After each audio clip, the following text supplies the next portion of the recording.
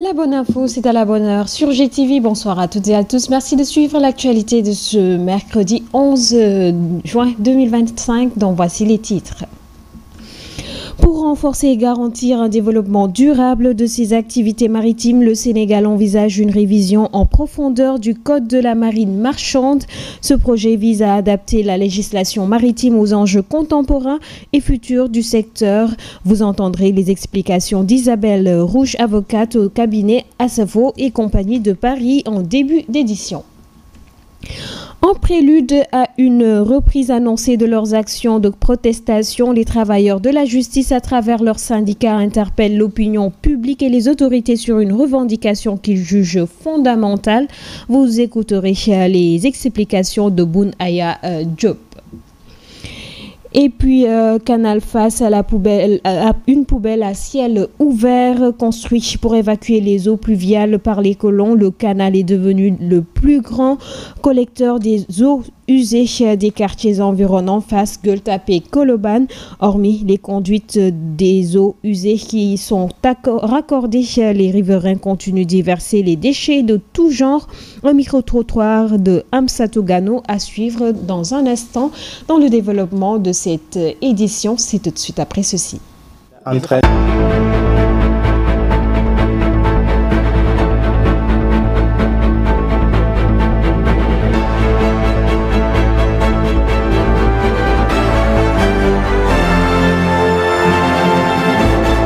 Bonsoir, fidèles téléspectateurs de GTV. Cette édition que nous démarrons avec l'Agence nationale des affaires maritimes, ANAM, qui a présenté ce mardi un projet de révision du Code de la marine marchande. Ce nouveau code structuré en plus des 800 articles répartis dans 12 livres prend en compte les mutations profondes du droit maritime, les avancées technologiques, la transformation de l'économie bleue ainsi que les défis environnementaux mondiaux. Écoutons à ce propos Isabelle Rouge, avocate au cabinet Assafo et compagnie. Nous avons rédigé un projet de code qui est résolument moderne. Nous n'avons pas simplement mis à jour ce code au regard des conventions internationales. Nous avons également devancé les besoins de la République du Sénégal. Nous avons travaillé sur le régime juridique applicable aux drones maritimes, aux navires autonomes, aux îles artificielles. Ce sont des problématiques auxquelles la République du Sénégal n'est pas encore confrontée aujourd'hui, mais elle le sera demain. Et nous avons décidé de doter la République du Sénégal d'un projet de code qui sera déjà prêt à accueillir ces nouvelles infrastructures, ces nouveaux régimes juridiques. Ce code est vraiment, lorsqu'il sera promulgué, l'un des codes les plus modernes du monde. D'une part, nous avons intégré les problématiques relatives à l'exploitation pétrolière et gazière des ressources marines sénégalaises. Il y a 20 ans, 23 ans, ces problématiques n'étaient pas traitées dans le code de la marine marchande ou de manière insuffisante. Aujourd'hui, le nouveau code ne peut pas être silencieux sur ces problématiques. Donc nous avons travaillé sur le régime juridique des plateformes fixes offshore. Nous avons également travaillé sur le régime juridique applicable aux gens de mer qui travaillent sur ces problématiques, sur ces plateformes. Et nous avons également travaillé sur la protection de l'environnement marin. On sait que les activités pétrolières et gazières engendrent par nature un danger pour l'environnement marin. Et nous avons profité de la mise à jour de ce code pour nous assurer que l'environnement marin était dûment protégé. Le syndicat des travailleurs de la justice Cite Juste alerte sur les dysfonctionnements persistants au sein de l'administration sénégalaise depuis 2018. Selon Cite Juste, ce qui pourrait apparaître comme une querelle administrative marque en réalité des sous-entendus bien plus graves, notamment une substitution frauduleuse de décrets signé par le président de la République. Le syndicat et son secrétaire général, le maître El Hadj Aye Boun Malik Diop, interpellent l'État pour une action déterminante face à ce qu'ils considèrent comme un véritable sabotage des décisions gouvernementales. Écoutons-le à ce propos. Le syndicat des travailleurs de la justice dénonce avec vigueur une fraude administrative perpétrée contre la réforme du statut des fonctionnaires de la justice. Depuis 2018, les greffiers sont à la hiérarchie A2, mais ceux qui sont en exercice jusqu'à présent ne sont pas alignés à leur nouvelle hiérarchie parce que il y a des personnes mal intentionnées qui ont frauduleusement fait insérer dans la réforme des dispositions subordonnant l'alignement des greffiers à la hiérarchie A2 à une formation sans fondement à l'insu de tout le monde. Ils ont fait pareil avec le reclassement des fonctionnaires qui doivent constituer initialement le corps des assistants des greffes et parquets. Cette fraude a été identifiée et le ministère de la Justice a pris des mesures correctives en élaborant 2 projets de décret. Mais malheureusement, ces projets de décret rencontrent une farouche résistance de juristes mal intentionnés, tapis à l'homme au niveau de la fonction publique, qui donnent des avis erronés sans base légale et qui retardent encore cet alignement. Face à cette situation, le gouvernement est interpellé, le Premier ministre est interpellé, de même que le président de la République, pour prendre des mesures pour mettre hors état de nuire ces personnes malveillantes qui, depuis des années, empêchent le droit de jouissance aux fonctionnaires de la justice de manière injuste et de manière très méchante. Et puis en bref, l'Alliance des syndicats autonomes de la santé Assas and GSM hausse le ton face à ce qu'elle considère comme un blocage dans l'application des accords restants avec le gouvernement. Dans un communiqué rendu public, la plateforme syndicale fustige les manœuvres dilatoires du ministre de la fonction publique qu'elle accuse de refuser d'engager un dialogue sérieux sur les points d'accord non encore exécutés. And annonce le lancement d'un premier plan d'action en plusieurs étapes pour faire pression sur les autorités. La riposte commence par une conférence de presse prévue ce 13 juin au siège de la FGTSB à Dakar. S'en suivront du 20 au 26 juin des conférences régionales de vulgarisation de la plateforme revendicative et des assemblées générales de mobilisation à travers le pays. Le 27 juin, un sit-in national de protestation est prévu avec port de brassard rouge et de t-shirt symboliques. La première phase du mouvement sera clôturée le 30 juin par une évaluation du plan d'action. Direction face des déchets plastiques, restes d'animaux, eau pluviale et usée. C'est l'image que renvoie le canal de Fass. Cette atmosphère nauséabonde étouffe les riverains qui n'arrivent plus à respirer une air pure. Suivons leur réaction dans ce micro-trottoir signé Amsatou Gano et Serignan.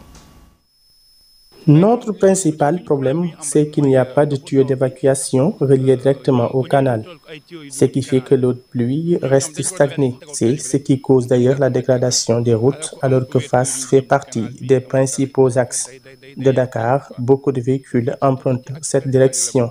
Alors, si les voies sont dégradées, cela augmente les embouteillages et pendant des heures. La situation est compliquée et c'est très difficile à gérer car le canal est souvent bouché et cela entraîne un débordement d'eau usée.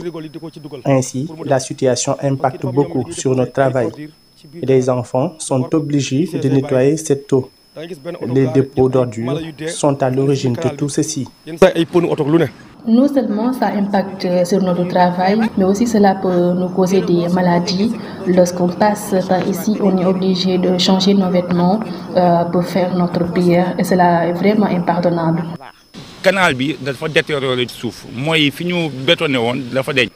Le canal s'est détérioré, donc il y a des herbes sauvages qui y poussent, même après le désherbage. C'est ce qui bouche le canal.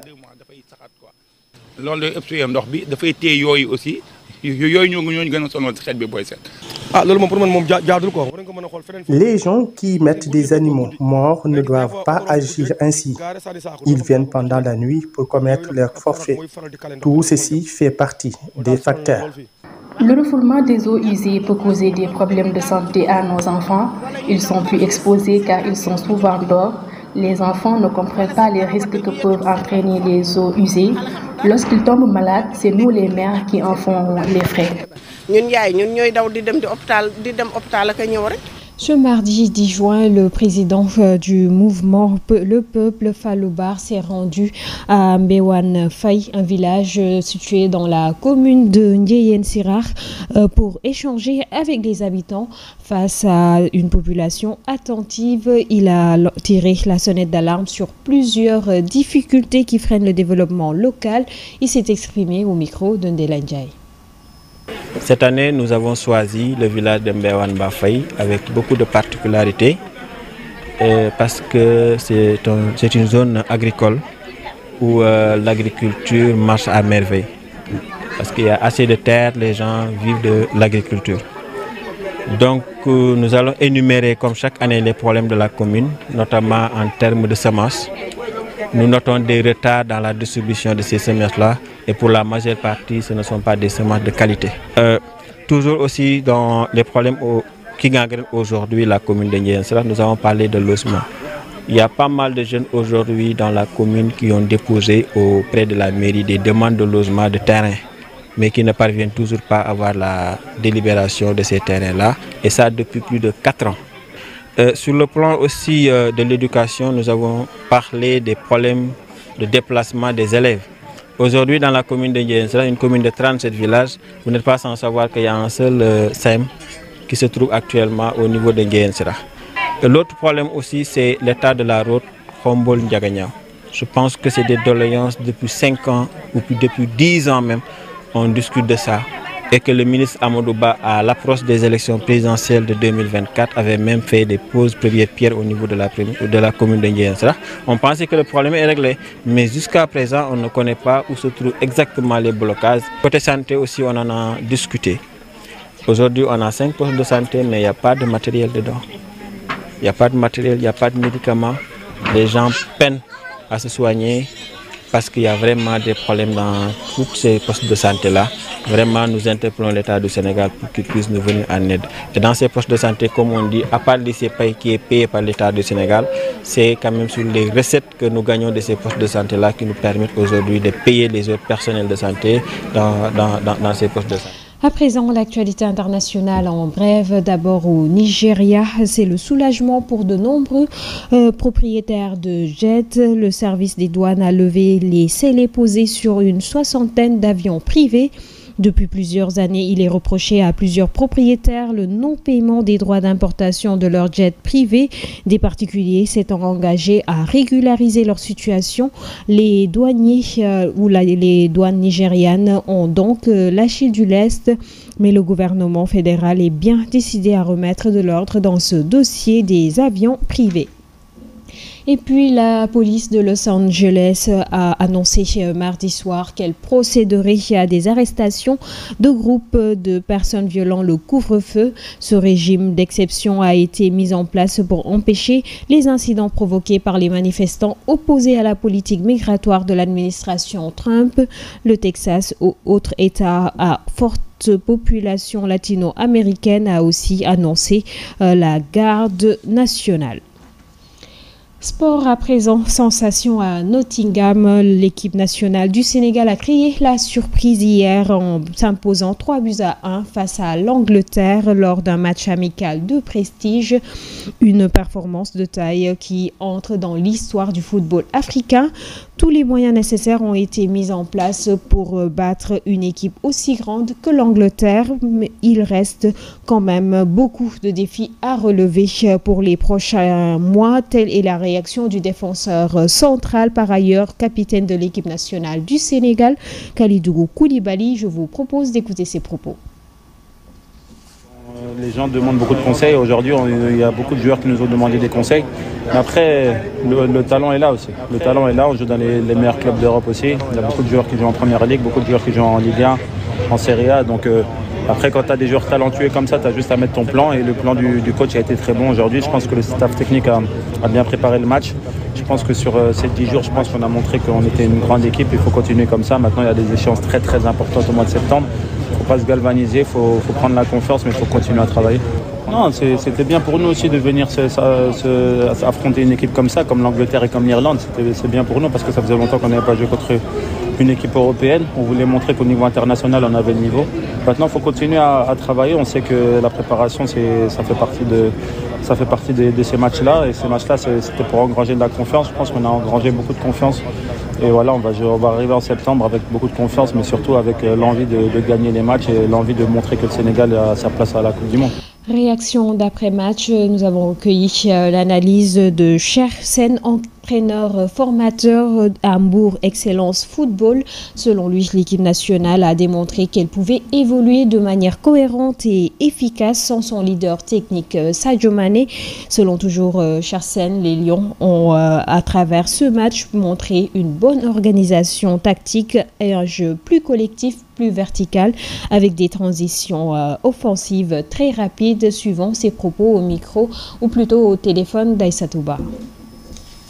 Oui, le Sénégal a effectivement livré un match abouti face à l'Angleterre en s'imposant sur le score de 3-1. Mais si l'attention était naturellement portée sur l'absence de Sadio Mané, leader technique et émotionnel des Lions, l'équipe a démontré qu'elle pouvait évoluer effectivement de manière cohérente et efficace sans sa star. À travers ce match, nous pouvons quand même noter, sans risque de nous tromper, une bonne organisation tactique en 4-3-3, fluide et bien équilibrée. Nous pouvons également noter un jeu plus collectif et plus vertical avec des transitions offensives très rapides. Nous pouvons également souligner cette solidité défensive maintenue malgré quelques erreurs liées aux pertes de balles. Nous pouvons également citer des individualités qui se sont bien affirmées, à l'image de Gana Gueye, très présent dans le marquage et la récupération, qui a justement été à l'origine